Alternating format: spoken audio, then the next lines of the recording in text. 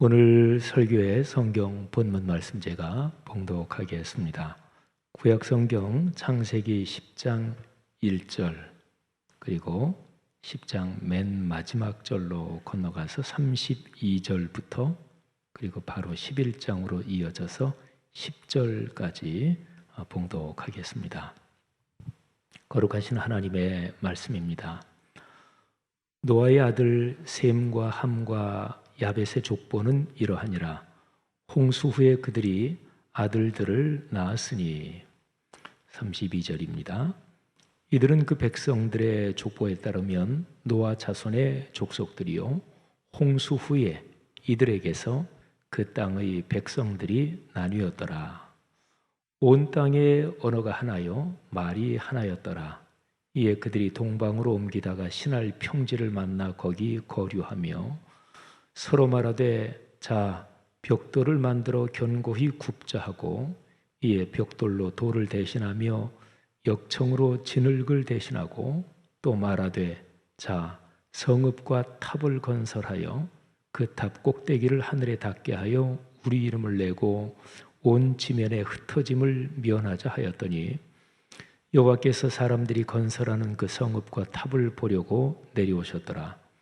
여호와께서 이르시되 이 무리가 한 족속이요 언어도 하나이므로 이같이 시작하였으니 이후로는 그 하고자 하는 일을 막을 수 없으리로다. 자 우리가 내려가서 거기서 그들의 언어를 혼잡하게 하여 그들이 서로 알아듣지 못하게 하자 하시고 여호와께서 거기서 그들을 온 지면에 흩으셨으므로 그들이 그 도시를 건설하기를 그쳤더라. 그러므로 그 이름을 바벨이라 하니 이는 여호와께서 거기서 온 땅의 언어를 혼잡하게 하셨음이니라. 여호와께서 거기서 그들을 온 지면에 흩으셨더라. 셈의 족보는 이러하니라. 셈은 100세 곧 홍수 후 2년에 아르박삿을 낳았고. 아멘. 지난 주일에 제가 노아 언약 첫 번째 설교를 했고 오늘 그 후편입니다. 노아 언약 두 번째 설교를 합니다. 살아오면서 가장 기억에 남는 약속을 한번 떠올려 보십시오. 가슴이 저리도록 내 삶을 행복하게 했던 약속을 회상해 보십시오. 생각하면 지금도 내 마음을 아프게 하는 깨진 약속도 적지 않습니다. 아직도 기다리고 있는 그리고 이루어지기를 기다리는 약속을 가진 사람은 행복합니다. 내가 실수로나 또는 상황이 어쩔 수 없어서 지키지 못해서 또는 지키지 않아서 지금도 마음에 미안함이나 죄책감을 갖고 있는 그런 약속도 있습니다. 말을 꺼낸 적도 없이 그저 서로가 마음에만 간직하고 있는 약속, 이런 약속은 어쩌면 삶을 이끌어가는 가장 소중한 아름다운 힘인지도 모릅니다. 사전에서 약속의 뜻을 찾으면 다른 사람과 앞으로의 일을 어떻게 할 것인가를 미리 정하여 두는 것 또는 그렇게 정한 내용 이렇게 나옵니다. 우리는 약속에서 사람의 본질을 봅니다. 그러니까 약속은 사람과 사람 사이의 관계에서 일어나는 일인데 그렇습니다. 사람은 더불어만 삽니다. 혼자서 살 수 있는 사람은 아무도 없습니다. 하나님께서 사람을 본디 그런 존재로 만드셨기 때문입니다. 그래서 사람은 끊임없이 사람을 그리워하며 또 사람과 더불어 살아가는 것이지요. 사실 생각해 보면 살아가면서 받는 상처는 대부분 다 사람에게서 옵니다.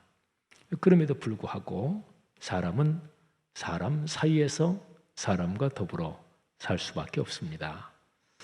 사람에게 그런 가운데 어떤 희망과 또 힘을 주는 것이라면 끊임없이 행복한 약속을 기다리는 것, 그리고 손가락 걸고 약속하는 것, 그리고 그 약속의 성취를 손꼽아 기다리며 사는 것이다. 그렇게 얘기할 수 있습니다. 그래서 사람의 삶은 약속에서 약속으로 이어지면서 인생길을 걸어간다고 말할 수 있겠지요. 약속을 뜻하는 단어가 우리 한글, 우리말에 여러 가지가 많습니다. 가장 일반적인 표현이 약속이고요. 약속을 꼭 지키겠다, 다짐하는 것을 맹세라고 하죠. 그리고 아주 강하게 맹세하며 약속하는 것, 이거를 맹약 또는 서약이라고 합니다. 국가 간에 맺는 약속은 보통 조약이라고 얘기를 하죠. 그리고 사회적인 관계에서 상업적이거나 또는 이런저런 맺는 약속을 보통 계약이라고 얘기를 합니다.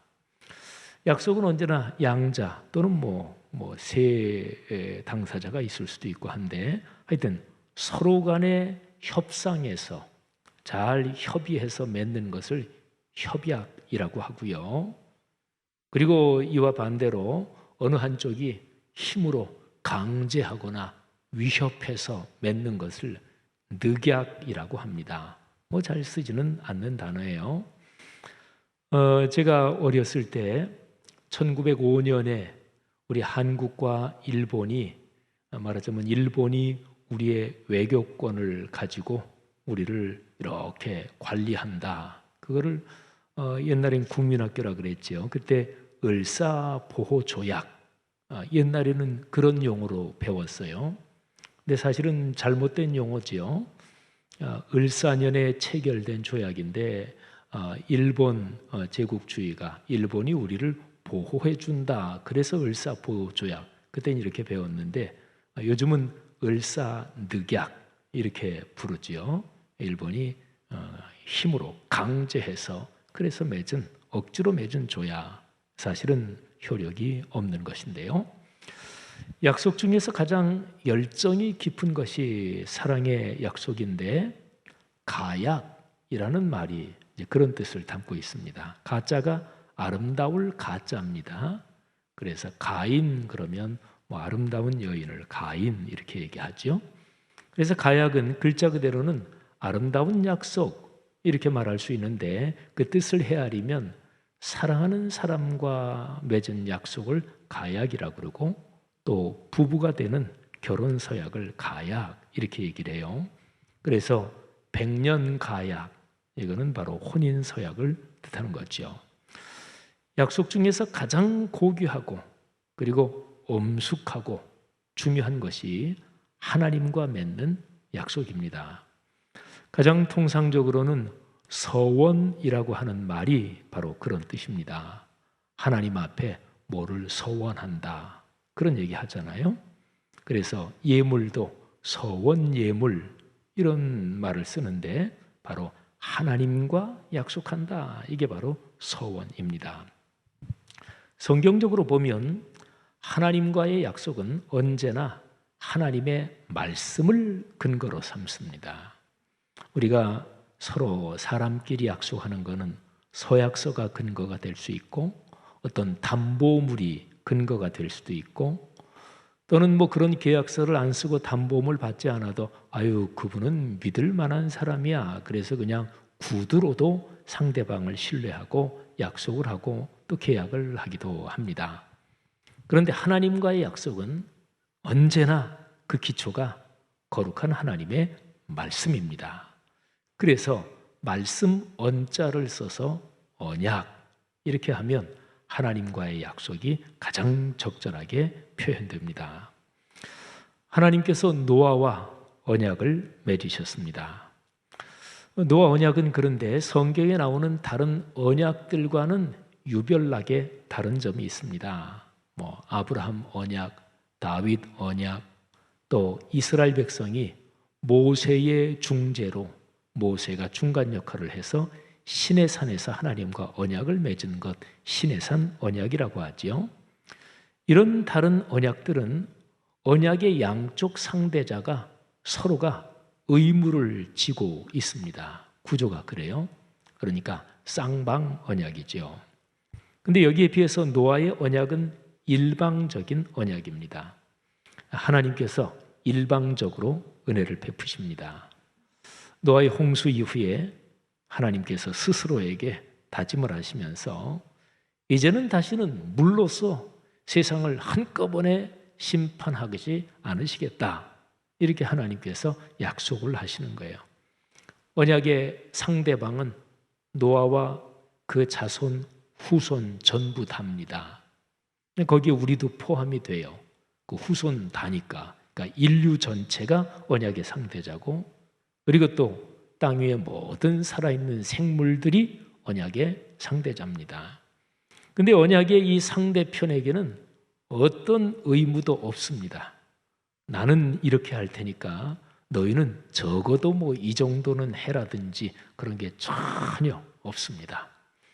하나님이 노아 언약의 표시, 증거로 무지개를 두셨죠. 그런데 성경을 자세히 읽어보면 그 무지개는 사람 보라고 하는 것이 아니라, 그 언약이 기록된 성경 기록 자체를 보면 사람이 보는 게 아니라 하나님이 보시는 거예요. 하나님이 보시고 그리고 하나님이 기억하시는 것입니다. 아, 그래, 내가 사람과 생물들과 이렇게 언약을 했지. 성경에는 그렇게 기록이 되어 있습니다. 물론 우리가 무지개를 볼 때 우리 마음이 참 희망이 차오르고, 또 앞으로 걸어갈 그 시간들에 참 행복한 일이 있겠다, 이런 감동이 오는 이런 축복도 있지만, 어쨌든 성경 기록으로는 하나님이 보시는 것이고 하나님이 기억하시는 것입니다. 그러니까 어쨌든 노아 언약에서는 사람들에게는 아무런 의무도 지우지 않습니다. 완전히 일방적으로 하나님이 은혜를 베푸시는 것입니다. 일방적인 언약, 그거는 무조건적인 은혜의 언약입니다.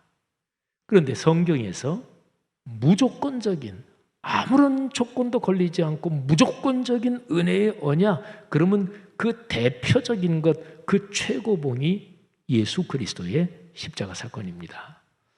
하나님께서 당신의 독생자를 십자가에서 죽게 하심으로써 인류의 죄를 해결하셨습니다. 구약의 노아 언약은 신약의 십자가 사건을 바라보고 있습니다. 그래서 노아 언약에 담긴 뜻이, 그러니까 무조건적인 은혜의 언약, 이런 뜻이 담겨 있잖아요. 이것이 십자가 사건에서 완성된다, 이렇게 성경의 맥락을 보면 되지요. 자, 그러면 이제 우리가 아주 중요한 것을 살펴야 하는데, 구원의 역사는 제가 말씀드린 대로 노아 언약의 그 무조건적인 은혜의 언약이 예수 그리스도의 십자가 사건에서 완성된다고 했잖아요. 그러니까 구원의 역사는 노아, 여기에서 예수 그리스도로 이어집니다. 노아에서 예수 그리스도까지는 그 중간에 하나님의 뜻을 잇는, 또 헌신하며 살았던 수많은 신앙의 선배들이 있을 거 아니겠어요? 근데 그 수많은 신앙의 선배들 중에서 제일 중요한 사람 한 사람을 우리가 살펴봐야 합니다. 바로 아브라함입니다. 하나님께서는 아브라함에게 이런 말씀을 하셨어요. 내 씨로 말미암아 천하 만민이 복을 받을 것이다. 창세기 22장 17절 18절에 내 씨라는 표현이 들어 있습니다. 한번 22장 17, 18절 제가 한번 읽겠습니다. 이 말씀을 들으시면서 이렇게 묵상해도 좋습니다. 내 씨, 이거를 여러분 가정의 아들 또는 딸 또는 손녀, 손자, 후손이라고 생각하고, 하나님 창세기 22장 17, 18절에 담긴 축복을 우리 가문의 가정에 주옵소서. 제가 한번 봉독해 드리겠습니다. 내가 네게 큰 복을 주고 네 씨가 크게 번성하여 하늘의 별과 같고 바닷가의 모래와 같게 하리니 네 씨가 그 대적의 성문을 차지하리라. 또 네 씨로 말미암아 천하 만민이 복을 받으리니 이는 네가 나의 말을 준행하였음이니라 하셨다 하니라. 아멘. 자, 여기에서 제일 마지막 부분에 하나님께서 그렇게 아브라함의 씨를 통해 큰 복을 주시는 이유가 나와요. 내가 나의 말을 준행하였기 때문이다. 아브라함이 하나님의 말씀을 듣고 삶으로 순명했습니다. 듣고 실천했습니다. 바로 이것 때문에 하나님께서 아브라함의 후손에게 그 큰 복을 주시는 것이죠. 제가 읽어드린 이 구절에 내 씨, 이 단어가 3번 나옵니다. 근데 여기 나오는 내 씨, 이거는 히브리어로 복수가 아니고 단수입니다. 내 씨 단수예요. 그래서 이 내 씨는 앞으로 오실 예수 그리스도를 가리키는 단어로 성경학자들은 해석합니다. 자, 그러면 보세요. 거룩한 구원의 섭리에서 아브라함에서 예수 그리스도로 연결되는 선이 아주 굵고 선명합니다. 그러니까 아브라함 그리고 내 씨 예수 그리스도 통해서 천하 만민이 복을 받고 구원을 받는다. 이렇게 되는 거죠. 자, 그러면 홍수 후에 아까 제가 말씀드린 것처럼 노아 언약에 담긴 무조건적인 은혜, 이것이 노아 언약에서 암시되고 또는 노아 언약에서 샘플로 드러났는데 이게 십자가에서 완성되는 거거든요. 그러니까 노아에서 예수님까지. 그런데 이 중간에 아주 중요한 인물, 가장 대표적인 인물 한 사람을 꼽으란다면 노아 그리고 아브라함, 예수 그리스도 이렇게 됩니다.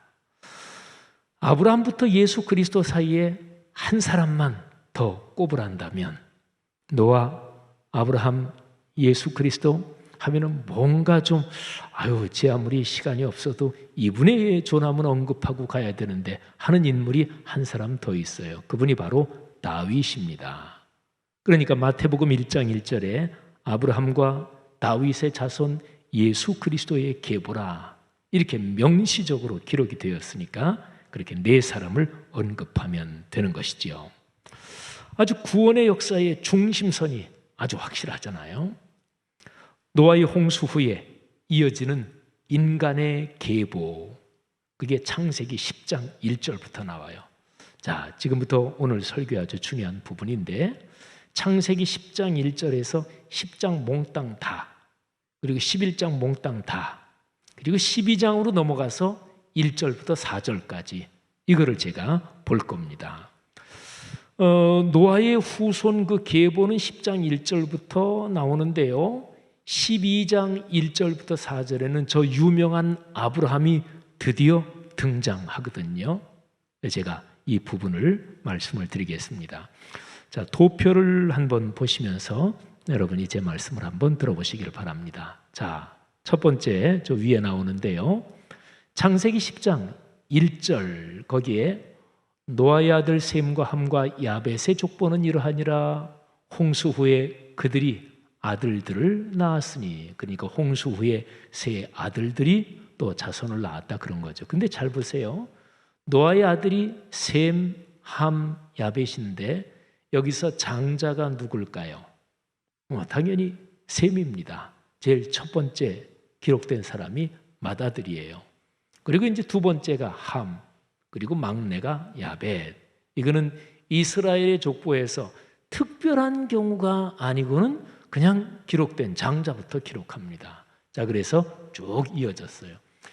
제가 1절 그 다음에 2절부터 31절 10장이 32절이 맨 마지막이에요. 그래서 32절로 건너가 보면 이들은 그 백성들의 족보에 따르면 노아 자손의 족속들이요 홍수 후에 이들에게서 그 땅의 백성들이 나뉘었더라. 그러니까 가운데 있는 2절부터 31절까지는 쭉 이 세 사람의 족보가 기록이 되어 있습니다. 자, 그러니까 10장 전체는 노아 그리고 세 아들 그리고 거기에 대한 족보 다 사람 이름이에요. 자, 그러면 11장으로 넘어가 볼까요? 자, 11장으로 넘어가면서 바벨탑 사건이 1절부터 9절에 기록이 되어 있습니다. 이 바벨탑 사건은 인간 타락의 극치입니다. 이유는 4절에 명백하게 기록이 되어 있습니다. 4절에 탑 꼭대기를 하늘에 닿게 하여 우리 이름을 내자, 이런 표현이 있습니다. 그러니까 하나님께 예배하는 거 거부하고 필요 없다, 치워버리는 거예요. 그리고 탑 꼭대기를 하늘은 하나님이 계신 장소를 상징하는 것인데, 그런데 하늘에 닿게 하자, 그리고 거기에 우리 이름을 내자. 그러니까 하나님을 치워버리고 인간 스스로가 신이 되는 인간 신을 추구하는 그런 사건입니다. 그러니까 보통 소돔과 고모라 성의 타락이라든지 로마서 1장 그 당시에 도덕윤리적인 타락이라든지 그런 것보다 사실은 바벨탑 사건의 타락이 제일 큰 죄악이고 우상숭배의 아주 명확한 표본이라고, 안 좋은 표본이라고 얘기할 수가 있습니다. 자, 바벨탑 사건이 노아의 세 아들 족보 10장 전체 나오고 11장으로 넘어가면서 1절부터 9절까지 끼어 있어요. 자, 그리고 10절부터 26절까지 여기에 다시 족보가 나와요. 그런데 노아의 세 아들 중에서 셈의 족보, 맏아들의 족보가 나옵니다.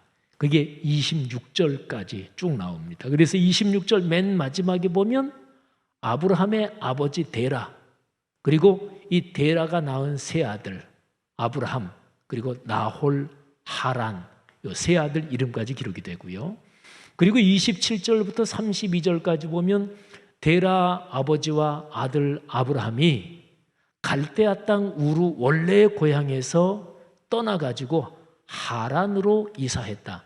하란은 데라가 낳은 막내 아들 이름이기도 하고 그리고 지명이기도 해요. 똑같아요. 자, 어쨌든 그래서 창세기 11장은 32절이 끝이에요. 근데 바벨탑 사건이 나오고 그리고서 세 아들 중에 마지의 족보가 쭉 나오고 그리고 맨 마지막 27절부터 32절에는 갈대아 우르를 떠나서 하란까지 이사하는 장면, 그게 이제 11장입니다. 자, 그러면 10장부터 11장을 한번 연결해서 생각해 보세요. 자, 그러면 노아와 세 아들의 족보가 쭉 나오고 11장도 계속 그게 이어져요. 근데 중간에 뭐가 끼워져 있어요? 바벨탑 사건이 중간에 샌드위치처럼 끼워져 있습니다. 그러니까 이걸 보면 인류 역사가 이어지고 사람 사는 모습이 계속 이어지는데 그 안에 아주 독하고 악한 인간 사회의 모습이 거기 끼워져 있는 거지요. 그런데 이런 전체 흐름 가운데서 하나님께서는 당신의 구원의 계획을 차분하게 준비하십니다. 자, 마지막 이제 12장 초반으로 넘어가서 보겠습니다. 자, 창세기 12장 1절부터 4절. 여기는 저 유명한 아브라함을 하나님께서 부르시는 장면이 나옵니다. 너는 내 고향과 친척과 아버지의 집을 떠나 내가 내게 지시할 땅으로 가라. 1절. 그 다음에 2절은 내가 복 자체가 되게 한다. 그 다음에 3절. 너를 통해 세계 만민이 복을 받게 하겠다. 그리고 4절. 아브라함이 여호와의 말씀을 따라갔고. 창세기 12장 1절부터 4절. 저 유명한 아브라함, 그리고 그 아브라함이 구원의 역사의 무대에 본격적으로 등장하는 장면이 창세기 12장 1절부터 4절입니다. 자, 그러면 전체 흐름을 보세요. 그러니까 노아의 홍수 이후에는 노아 그리고 세 아들, 여기서 인류가 새롭게 시작되는 거예요. 그러니까 창세기 10장 1절부터 쭉 내려오고 역사가 흐르고, 그런데 사람들은 타락하고 독해지고 바벨탑 사건이 대표로 등장하고, 그러면서 창세기 12장에 가서 하나님께서는 다 생각이 있으시고 계획이 있으셨어요. 그래서 아브라함을 부르시는 거예요. 그리고 아브라함, 그 사람을 부르시면서 하나님께서는 예수 그리스도, 당신의 독생자를 세상에 보내실 그 계획을 이미 세우시는 거지요. 사랑하신 여러분, 노아부터 한번 예수 그리스도까지 생각하면 굉장히 긴 세월입니다. 아주 엄청나게 긴 시간이지요. 그런데 인간의 생각으로는 길고 긴 시간이지만 하나님께는 하루가 1000년 같고 그리고 1000년이 하루 같다고 성경이 말씀하고 있잖아요. 하나님은 사람의 조급함이나 또는 사람의 시간 기준에 당신의 구원의 섭리를 맞추지 않으십니다. 하나님은 구원의 섭리를 이어가시면서 사람에게 궁극적으로 행복이 되도록 거룩한 섭리로 인간 역사를 이끌어 가십니다. 자, 부모 자녀를 생각하면 잘 알 수가 있습니다. 여러분, 자녀는 여러 가지 면에서 뭐 할 때 급하잖아요. 뭐 한참 자라는 시절에 뭐가 갖고 싶다. 뭐 여기 계신 분들 청소년 시절에 뭐 어떠셨나 모르겠어요. 뭐 얌전하고 조신한 분들도 계셨겠고, 남자나 여자나, 아니면은 극성스럽고, 또는 어떤 게 한번 마음에 그냥 꽉 생각이 들면 참지 못하고 막 엄마 아빠한테 조르고 이런 사람도 있었을 것입니다. 그런데 부모가 그 아이에게 무엇을 해주는 것, 거기에 대해서 지혜로운 부모는 아이에게 100% 맞추지 않습니다. 그건 아이를 망치는 거지요. 그러니까 지혜로운 부모는 아이를 기다리게 합니다. 아이가 거기에 대해서 훈련되게 합니다. 그러면서 아이에게 가장 좋은 때 가장 좋은 방법으로 아이에게 사랑을 베풀어주고 또 어떤 것을 주는 거지요. 마찬가지입니다. 인간의 죄악이 극심해지는데, 그런데 하나님께서는 인간의 그 조급함에 하나님의 시간을 절대로 맞추지 않으십니다. 그리스도인 여러분, 하나님의 계획은 실패하지 않습니다. 그 하나님께서 여러분을 위해 독생자 예수 그리스도를 십자가에서 죽음에 내어 주셨습니다. 그리고 이로써 우리의 죄를 대속해서 우리를 하나님의 자녀로 삼아 주셨습니다. 하나님께서 여러분을 사랑하신다. 하나님께서 우리를 사랑하신다. 신앙인으로 인생길을 걸으면서 이것 꽉 잡지 못하면 아무것도 다른 거 소용이 없습니다. 하나님이 나를 사랑하신다. 이것을 꽉 붙잡으시기를 주의 이름으로 권면합니다. 내 삶에서 일어나는 상황을 지금 내가 다 알지 못합니다. 이건 어쩌면 너무나 당연합니다. 어떤 사람이라고 자기 삶에서 일어나는 일의 전후 관계, 그 맥락을 다 환히 보이는 사람이 도대체 누가 있겠어요? 모르는 게, 다 알지 못하는 건 지극히 당연합니다. 물론 하나님은 다 아십니다. 그런데 그 하나님께서 바로 여러분 저 우리를 위해 당신의 독생자를 십자가에 달려 돌아가게 하셨고, 그리고 우리를 사랑하시며 우리 인생을 당신의 섭리로 이끌고 계시는 거지요. 하나님 아버지 그분이 가장 좋은 길로 우리 삶을 인도하십니다. 이 사실을 믿으시기를 바랍니다. 하나님이 나의 아버지라는 것을 분명하게 믿는 사람은 로마서 8장 28절 말씀을 신뢰할 수 있습니다. 이 말씀이 여러분의 삶에서 이루어지기를 주의 이름으로 축복합니다. 제가 이 말씀을 마지막으로 낭독해 드리겠습니다. 우리가 알거니와 하나님을 사랑하는 자, 곧 그의 뜻대로 부르심을 입은 자들에게는 모든 것이 합력하여 선을 이루느니라. 아멘. 삶의 여정을 걸으면서 신앙인이 용기가 있어야 되잖아요. 근데 세상 말로 말하면 배짱이고, 또 좋은 말은 아닌데 좀 거친 말로 말하면 오기라고도 하지요. 뭐 신앙인에게 바람직한 건 아니고요. 근데 신앙인에게 적절한 용어는 바로 담대함 그리고 용기입니다. 어디에서 그 용기가 오나요?